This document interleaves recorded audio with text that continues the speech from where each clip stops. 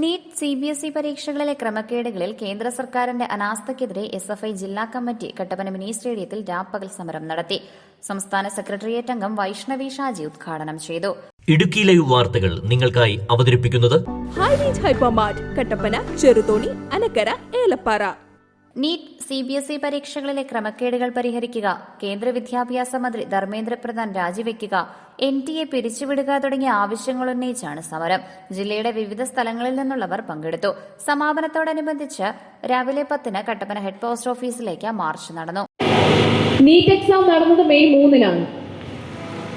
അപ്പോൾ സ്വാഭാവികമായിട്ടും നമുക്കറിയാം, വിദ്യാർത്ഥികൾ ഒരുപാട് വർഷക്കാലത്തെ പ്രയത്നം കൊണ്ട് ഇപ്പോൾ നമ്മുടെ നാട്ടിലൊക്കെ ഇഷ്ടംപോലെ എൻട്രൻസ് കോച്ചിങ് സെന്ററുകളാണുള്ളത്. മാതാപിതാക്കൾ ഡോക്ടറാക്കണം എന്നുള്ള വലിയ ആഗ്രഹത്തോടു കൂടി എനിക്ക് തോന്നുന്നു 9ാം ക്ലാസ് മുതൽ കോച്ചിങ് സെന്ററുകളിലേക്ക് നീറ്റ് എക്സാമിനുള്ള തയ്യാറെടുപ്പുകൾക്ക് വേണ്ടിയിട്ട് വിദ്യാർത്ഥികളെ വിടുന്നൊരു സാഹചര്യം നമുക്ക് കാണുവാൻ വേണ്ടി സാധിക്കും. അങ്ങനെ വർഷങ്ങളോളം നീറ്റ് എക്സാമിന് വേണ്ടിയിട്ട്, ഒരൊറ്റ ദിവസത്തെ പരീക്ഷയ്ക്ക് വേണ്ടിയിട്ട് തയ്യാറെടുക്കുന്ന വിദ്യാർത്ഥികളെ വലിയ പ്രതീക്ഷകളും സ്വപ്നങ്ങളുമായി പരീക്ഷ എഴുതി അവർ മെഡിക്കൽ മേഖലകളിലേക്ക് വിദ്യാഭ്യാസമായി പോകുമെന്ന് കരുതുന്ന മാതാപിതാക്കളെ, അവരെ പഠിപ്പിക്കുന്ന അധ്യാപകരെ എല്ലാം തന്നെ വലിയ ആശങ്കയിലാഴ്ത്തിക്കൊണ്ടാണ് മെയ് 12-ാം തീയതി നെറ്റ് എക്സാം നടന്ന് 2 ആഴ്ച തികയുന്നതിനപ്പുറം NTA പരീക്ഷ റദ്ദാക്കി എന്ന് പറഞ്ഞുകൊണ്ട് മുന്നോട്ട് വരുന്നത്.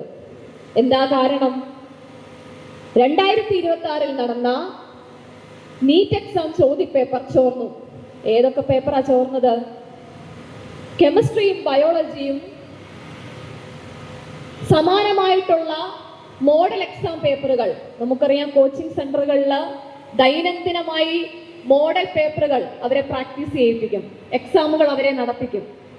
അങ്ങനെ ഏകദേശം 135ഓളം വരുന്ന ചോദ്യങ്ങൾ, യഥാർത്ഥ പരീക്ഷയ്ക്ക് സമാനമായിട്ടുള്ള ചോദ്യങ്ങൾ മുൻപ് ടെലഗ്രാമിലും മറ്റ് വാട്സപ്പ് ഗ്രൂപ്പുകളും വഴി പലയിടങ്ങളിൽ കോച്ചിങ് സെന്ററുകളിലൂടെ പല വിദ്യാർത്ഥികളുടെയും കൈകളിലേക്ക് കിട്ടുകയാണ്.